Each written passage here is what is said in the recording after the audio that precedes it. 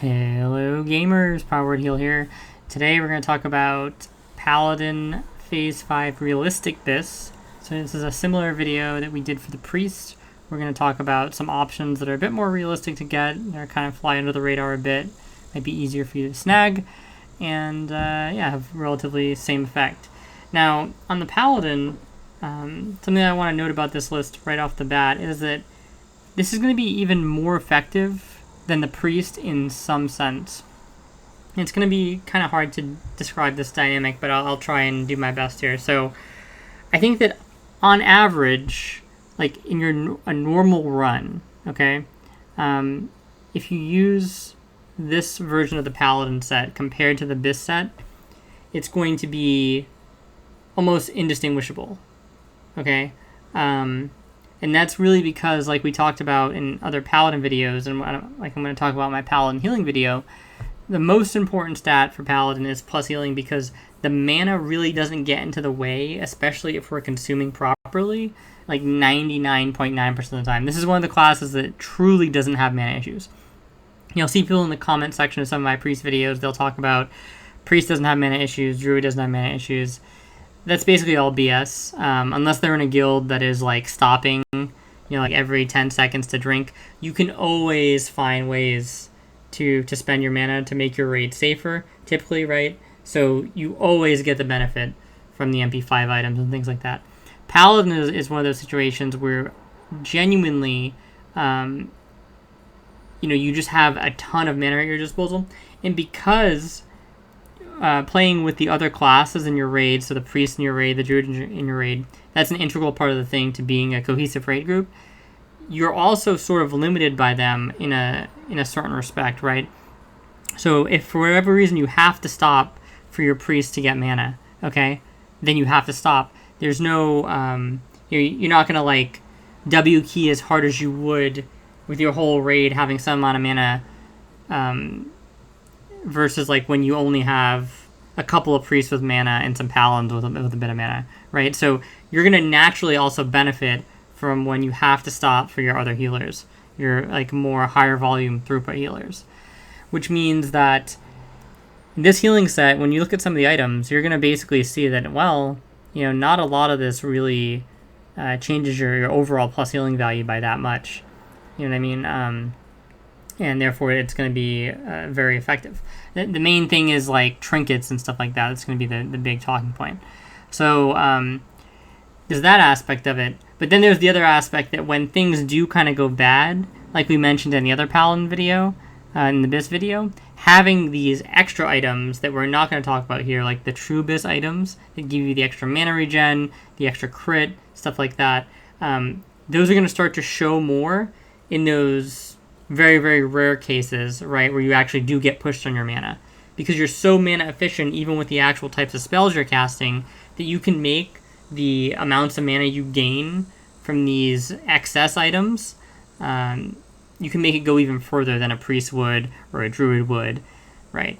So that's kind of like the two ideas that are a bit at odds there. But for the most part, trust me, you're just going to need a gear set like this. You don't really need anywhere close to full BiS. So we'll just kind of get started and we'll go through the alternative options here. So the helmet, the BiS we had, it was either the Crystal Adorned, the Dawn Gabardos, or the Deviate Growth Cap. Now, you have a bunch of other options kind of for the second tier down, right? So the Creeping Vine Helm, very similar to the Zulian headdress. Functionally the same. Like I would argue this is a little bit better, has a little bit of plus healing, a little bit more intellect, right? And then also, if you are using a Darkened card blue because you don't have another trinket, the extra spirit from these options is nice, right? You do still get spirit on something like this, the Dustman Turban.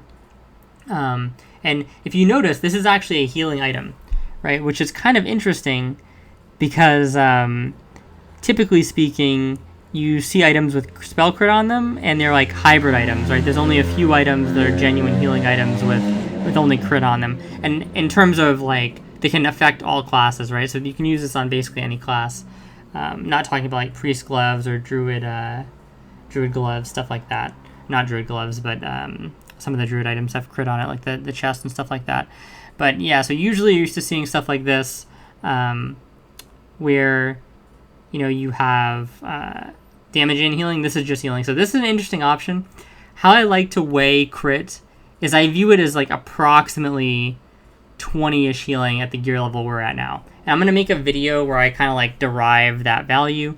It's realistically a little bit more than that because, you are gaining mana back from the crit. So you have to think about crit in two ways. A lot of people just think about it in terms of illumination, where they think that illumination is the primary reason why you want crit on Paladin. It kind of is, right? So that's fine. But the thing that they don't often see is that you're actually gaining throughput, and you're gaining throughput on a Paladin in ways that I would suggest are not quite the same to ways you're gaining throughput on a Priest.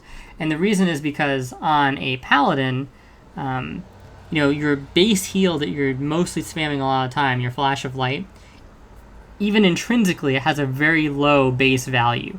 So you have to do a lot to bring this up. So pretty much everything that we're focused on, gear-wise with a Paladin, talent-wise with a Paladin, if there was more plus healing talents, we would take them, right? Because we want to drive this value up as high as it can possibly go in terms of the amount of throughput we can get out of the class, because that's the one area that we're actually limited. Our mana sustain is incredible, okay? Our utility, our buffing ability, fantastic. The thing that we are limited with is the throughput.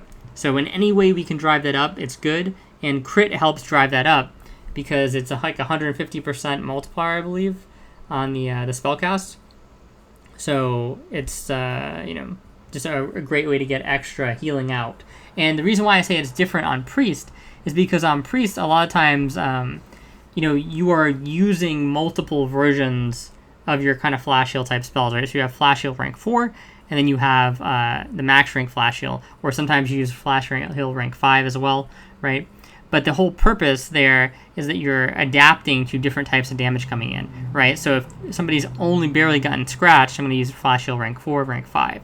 If somebody is taken a sizable hit, I'm going to try and put their health back, most of it back, with Flash Heal max rank. Now, the thing is, as you start getting a bunch of healing on a Priest, right, even though the Flash Heal coefficient is not really that great, the base of their Flash Heal is so much higher than Flash of Light at the max rank that you can actually start doing quite a bit of healing even with non-crit heals, right? So I might use like a normal Flash of Light max rank. It doesn't crit on somebody, and it still basically puts that warrior's health close to full. So the issue becomes when you start engaging with more crit on Priest, really the optimal response is you want to kind of scale back your heals a bit to compensate for that, right? Because it's very easy to overheal on Priest when you get a crit. It's not as easy to overheal on Paladin, okay? Because on Paladin, your floor is just so much lower that even when you get something like a crit, you're basically extending that that heal to fit the edge of their health bar at that point, right? So on a Paladin, it's almost like you always want more healing. When the raid takes a decent chunk of damage and I'm casting Flash of Light, I want as much extra healing as possible because I know that, like, even if it crits, it might still not be enough to fully bring them back. So that's kind of the dynamic that makes crit on Paladin a little bit different than crit on Priest besides Illumination. So these items are pretty good, right? Like, I would probably use this over Zillion Headdress because it's close enough, right? It's kind of like in that 20 healing value, and you're getting the mana back, and you have more intellect, right? So you're kind of winning on all fronts. So this is a great item. It's just going to be, obviously, it's not as easy to get as something like Zillion Headdress. And then something like this is probably going to be incredibly easy to get because priests can't use it, right? And shamans in a lot of cases are going for their, tier 2.5, so they might not be interested in this, which means that it's kind of going to be free pickings for druids and paladins, so I just figured I'd mention this as well. But these are all definitely decent alternative options to something like the Don Rigobardo's Lost Hat. Okay. Big mouthful there, but we kind of got through a lot of the philosophies on, and stuff like that, so that's always good. So the amulet, not really much to say here. This is obviously just way easier to get. I think I mentioned this in the BiS video because it was just so obvious, but way easier to get than the neck, right? So that's why we get this, and it's basically about as good, you know what I mean? I would say that one caveat about upgrades like this, or side grades like this, is that inevitably upgrading from this to this does more for a paladin than it would for like a priest. But even so, this is obviously going to be fine. It's going to suit you really well for the time being. So going into the shoulders here, now you might look and you see these, right? And you're like, well, this is a fantastic option, right? Because we're coming close to Wild Growth Spalders, but it's also plate. So not only do we get more armor, which is just always good, but we're not going to be in competition with some of the other classes, okay? Now the problem though is that this is one of those items where you get it from killing a boss last. How the loot works for the bug trio is there's a base amount of loot in the trio, and then depending on which boss you kill last, that boss also drops an item, I believe, or something to that effect. So this, I think, is not the typical kill order, which means that it might be actually hard to get your hands on this. If it is the typical kill order, then this is a pretty decent alternative option, but I don't think it is from what I remember. So this is going to be probably hard to get your hands off of. But if your guild does do this order for whatever reason, then it's something to consider. A lot of times guilds will rotate as well if people want certain pieces of loot from certain bosses. So that's also a thing that I've seen done before. That's what I did in my 2019 guild. So it's not that you'll never see this, but it might not be something you want to count on. This is a pretty decent option, but a lot of priests are going to be competing with you for this, and it's probably technically better for priests if they're not using the tier 2 in that slot, right? So something to keep in mind there. The spirit's not really doing you any favors. These spalders are pretty much like going to be your next best option if you don't have wild growth, because they're leather, so priests aren't really rolling on them. You have limited loot competition, and they're relatively easy to get from ZG. So just some thoughts there, but you really do want to try and get wild growth spalders, which is why I have them here. For the cloak, Height of the Wild is more than fine. Cloak of Clarity is basically just a complete luxury. It's only going to help you in those very rare situations where you're actually pushed on your mana, which for the majority of you won't be very often, especially not once you're at this gear level, especially when you have world buffs. The one thing to consider, I will say, as we move kind of deeper into the content, is that you do stand a better chance of wiping in an instance like AQ, in my opinion, than in MC and Blackwing Lair, particularly in something like MC. So that means that, obviously, if you do wipe and you lose your buffs, then these items that are kind of like, more borderline items normally, that don't really help you that much, stuff like MP5, they kind of come into play if you do end up wiping. So just something to keep in mind there. Cloak Clarity, obviously the better item, but Height of the Wild is more than fine. And then obviously all the other cloaks that you now have access to. Cloak with a Savior is pretty decent. I think, the Loa Cloak is still good. So all those options, still great. This should actually be something like, this. I still wouldn't go for the earth-powered vest here. You could if you wanted, right? A lot of the AQ craftable type gear here, or gear that's like vendor-orientated or associated with quests, a lot of it does have nature resist on it. This doesn't, which is a good thing. However, it just doesn't have a ton of raw healing. Like if we imagine like 20 healing from the 1% crit here, we're still not really catching up to the robes. The 22 intellect is kind of nice, so this is definitely an option if you're like newer, I would say, and you don't have you don't have an actual chest piece. But then again, you have to keep in mind that something like the red dragon scale protector is also easy to get, generally speaking, as well, right? So in a lot of cases, you're probably just going to be sticking with the robes of the exalted or the red dragon scale. And that's just going to be that, right? You have stuff like this as well, but unfortunately this is just too much of a hybrid item. It doesn't really fit anywhere. It doesn't have enough healing, doesn't have enough crit, it doesn't have enough int in any one particular case to really usurp the robes of the exalted or the red dragon scale breastplate. So pretty much sticking with the standard for the for the chest. Going into the bracers here. Now this is an item that I think is another item that's quite good and you don't really want to skip over if you can afford not to.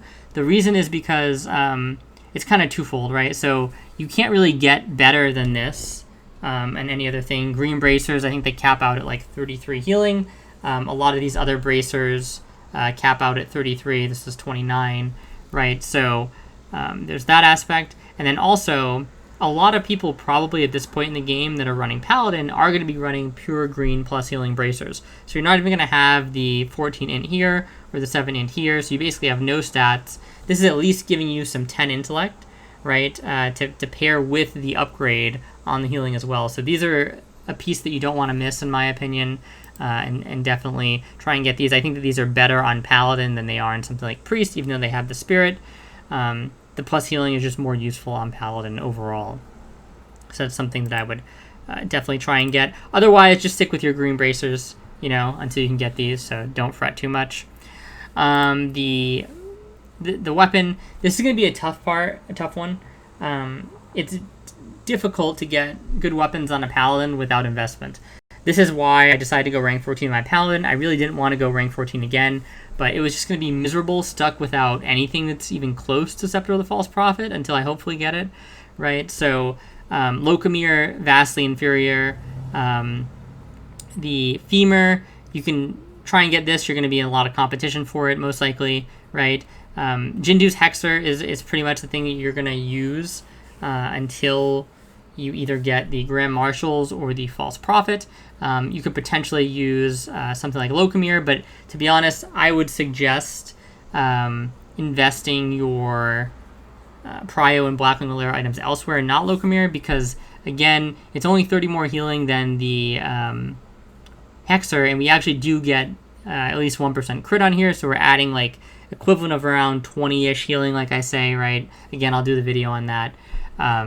And we're kind of close to Locomere. So if you can't get anything else and you're really stuck, I would just get the Hexer and then, you know, just hope to upgrade to one of the big shot items off of that. For the option here, I really do still like both of the shields here, like I mentioned in the Paladin BiS video. And, you know, I think trying to get one of these is definitely still worthwhile. My thing is, I really don't want to give up much prio at all if I'm going to get a shield. So when I'm talking about kind of the realistic or budget video, the easiest thing you can do is just neglect having a shield and keep the AV offhand, right? Because it's completely free, costs you no prio at all, and it's actually more effective than the shields in most cases. The shields are just going to keep you safe in like the one-off random cases. But honestly, if you play properly and you watch your positioning, most of the time you're not going to really need the shields, right? So it's kind of a situation where if you have access to the shields, it's worth it to just give you that crazy layer of protection that the extra 3k armor, 2.5k armor adds. But if you don't have them, you can easily play around not having them in PvE. So just my kind of 2 cents on the offhand there.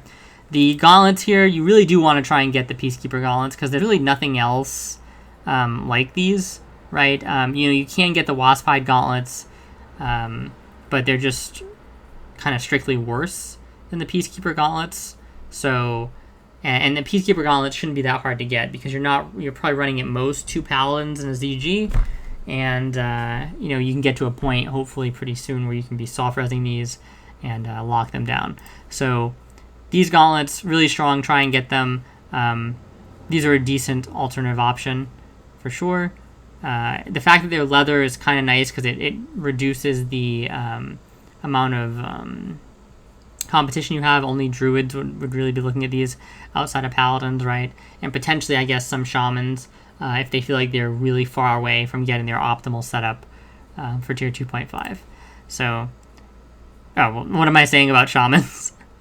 You're a paladin. We're losing it during the video, guys. But you basically get the point. Try and get peacekeepers because they're actually really good. In terms of the belt, the Corehound belt is more than fine here to carry you through pretty much everything. The reason why I have this belt listed instead of this is because this can still be sort of expensive. So if you're really, really on a budget, it may be worth trying to pick up something like this. This is another item where it kind of goes into the gloves territory, where the only thing you're going to be competing with on Alliance is like Druid and other Paladins, so it's not really, that big of a deal getting this in most cases. You may not even have to like spend prio or soft res. This could end up just being like a roll-off item that you happen to pick up if you don't have Corehound. So I wouldn't invest a ton into getting an item like this. Like, I wouldn't put a soft res on it necessarily, but if this just came up in a random roll, I'd obviously roll on it if I didn't have something like Corehound Tooth or Corehound Belt. Grasp of the Old God, obviously the best, but again, we're kind of just losing a bit of MP5 there, which is not going to help you in most cases. Going down to the leggings here, the legs are just great. In some cases, people would say that they're maybe better than the empowered leggings. I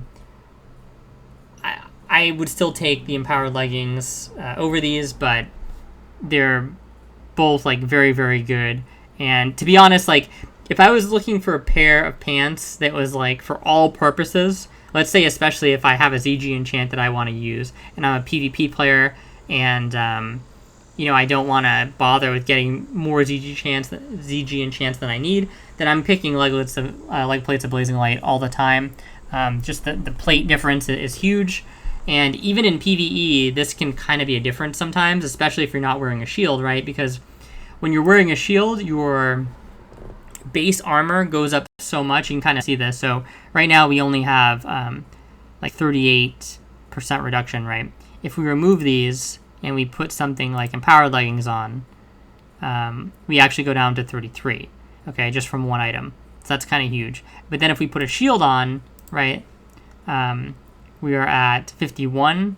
And then if we swap these out, we go to like 53.7. So you can see the difference is much less stark when you don't have a lot of armor to begin with, because armor basically like starts out giving you a lot of value for a very little amount, and then like as you get more and more armor, the effect drops off precipitously.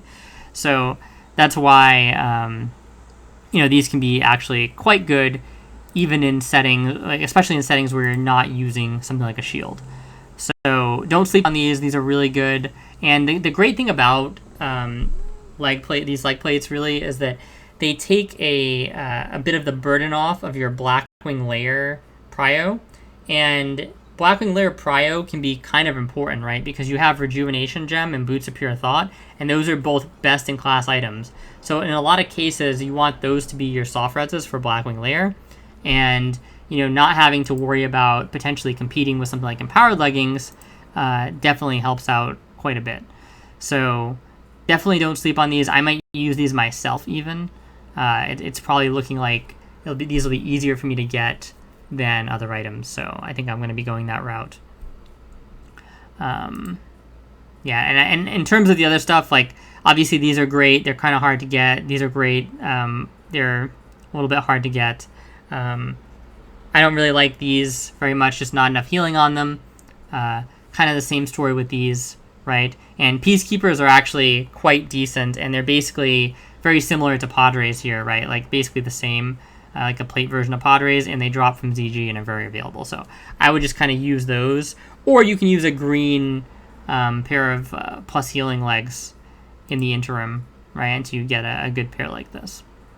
I think they go up to like 63, 64, something like that. So the boot slot. Now the boot slot is kind of tough, honestly, because the best in slot is so much better than everything else. Obviously, this pair is pretty good, but these are just rare to get. I'm going to be completely frank. It's just not super common that you get these. So, it's a little bit annoying for sure to run AQ20 only for this item, because it just doesn't drop a lot. And there's not many other great options that kind of, fill in. You have something like this, but this is damage and healing, so you might have more competition, right? And I would honestly just keep my Peacekeepers probably for a while until I get something like Boots of Pure Thought. If I got Treads of the Wavering Nomad, I may upgrade my Peacekeepers because, 15 healing on a Paladin, not the end of the world, but it is something, right? So you're kind of, I still don't think in a lot of cases it'd be worth the 6 MP5 though.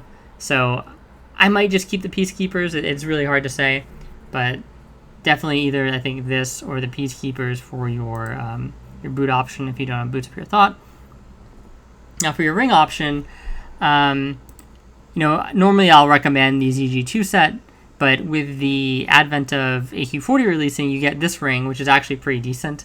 And since Forging Seal is a ring that's super easy to get and anyone can basically get this, combining Forging Seal and Ring of the Bronze Dragonflight pretty much works fine as well, right? So I think this combination works perfectly fine, and you can either do the ZG2 set or use this, and either of them are fine for a budget option. Obviously, eventually you're trying to move into things like Ring of the Martyrs, probably like your best ring by far, right? Because you don't need any spirit or anything like that, and it's just raw MP5, raw healing. So that's where you want to go in the end game, but in the early game, perfectly fine options for you. For the trinkets, now this is the easiest trinket you have available. It's obviously not that great, but 20 healing is 20 healing. Another interesting option on Paladin is the what do you call it? The crit trinket from... no, it's not listed here, actually. The crit trinket from... The spell crit trinket from the quest, right? So, really, there's kind of a little bit of tension here because, if you take Blackhand's Breath, right? If you want to do anything ret-related, like in terms of PvP, or just like if you really like farming stuff as ret, then Blackhand's Breath is actually a great trinket. So that's kind of like an issue, and it's competing with the crit trinket. Okay, but if you don't care about any ret shenanigans at all, you can just easily get the crit trinket, and that is actually probably arguably better or basically equivalent to this trinket. I think it definitely has to be better when you factor in the mana regen from crit. Right, so using the crit trinket here, not bad. You could even use both if you don't have something else. You could use the Royal Seal and then the crit trinket in the other spot. That's a really easy thing for you to get. If you don't have access to any of the other healing trinkets. But really, you want to be working towards the ZHC as Zandalar Hero Charm, because this item is just so good. It's a 2-minute cooldown, gives you a ton of healing. And this thing is like you can basically use this all the time, and it basically doesn't do overhealing because, like I said, with the the other things we mentioned earlier on, we were talking about the helm slot. You're basically looking for just about every amount of plus healing you can get, right? So even adding something like 400 plus healing for your first heal. Remember, this is going to go down over time anyway, but you're kind of averaging probably like 150-ish extra healing, so you're getting like 70 more or so on a flashlight. That's really, really good. And the cooldown comes up very quickly. So this is currently the configuration that I'm using now until I get a better trinket. So fantastic options here. And let's go into it. Talk about the last thing here. So this just released with Phase 5, and it's definitely something you want to get. I mean, it's 50 some healing. Ironically, this blue item that is very easy to pick up in Skullomance is like the best upgrade you're probably going to get all tier when you think about it, right? Because you went from having nothing in this slot to something. So even if you had a Grand Marshal's Warhammer, right, and then you upgrade to a Scepter of the False Prophet, you are effectively gaining the same amount that you would from this Librim of Divinity in 99.9% of cases. Think about that, okay? So very strong item. This drops from Skullomance from like the last section of bosses in that kind of that square where you do one boss, then the next boss, then the next boss, like room to room to room. The drop chance seems to be pretty good. Like 2 or 3 of them dropped in the run that I went on, and we only needed 1 of them for me. So definitely go out there and pick this up. Make sure you don't slack on this because it's by far the best contributing item you have out of everything you could possibly get. So you really want to make sure that you are snagging this if you get the chance. So yeah, I think that is basically everything. And like I said, in my opinion, this set will perform hilariously close to even the BiS set, because we're keeping the most important BiS items here, right? So hard BiS item we're keeping.